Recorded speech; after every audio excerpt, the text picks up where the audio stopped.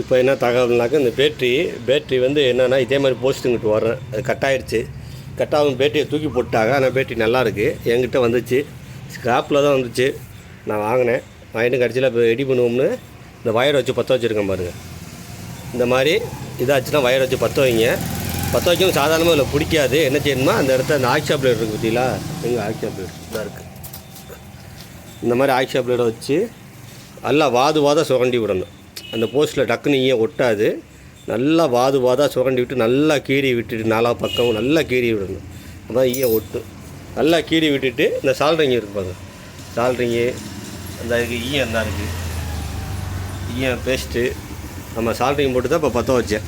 ஆமாம், சால்ட்ரிங் போட்டு இப்போ பற்ற வச்சு இப்போ சார்ஜ் போட்டேன். சார்ஜ் ஏறிடுச்சு. ஆமாம், ஃபுல்லாக இருக்குது சார்ஜ் இப்போ. ஆமாம், அதனால சரி, இந்த மாதிரி போஸ்ட் உடஞ்சின்னா பேட்டரியை தூக்கி போட்டுறாங்க. இந்த மாதிரி வயர் உங்களுக்கு பற்ற வைக்க தெரியலன்னா பக்கத்தில் எலக்ட்ரிஷியன் தான், இப்போ எலக்ட்ரிஷியன் கல்லில் கொடுங்க.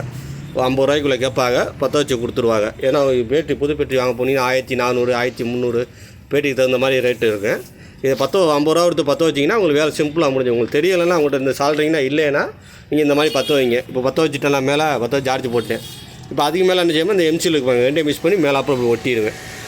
இப்போ ஒட்டிட்டேன்னு வச்சுக்கோங்க, வயர் விடுறதுக்கு அடுத்து வாய்ப்பே இல்லை. பேட்டரி கண்டமானனா தூக்கி போடுறது தான். பேட்டரி இந்த மாதிரி கட்டாச்சுன்னா நான் செஞ்ச மாதிரி வச்சு இந்த மாதிரி வயரை வச்சு பற்ற வச்சுருங்க. இந்த காலையில் வெல்டிங் வேலை இந்த கம்பியெல்லாம் வச்சு பற்ற வச்சு ஆர்க் வெல்டு வச்சு அடிச்சிருக்கேன் பாருங்கள். வெல்டிங் கம்ப்ளைண்ட் இந்த மிஷின் தேவைப்பட்டால் வாங்குங்க, நல்லா யூஸ்ஃபுல்லாக மிஷின் தான்.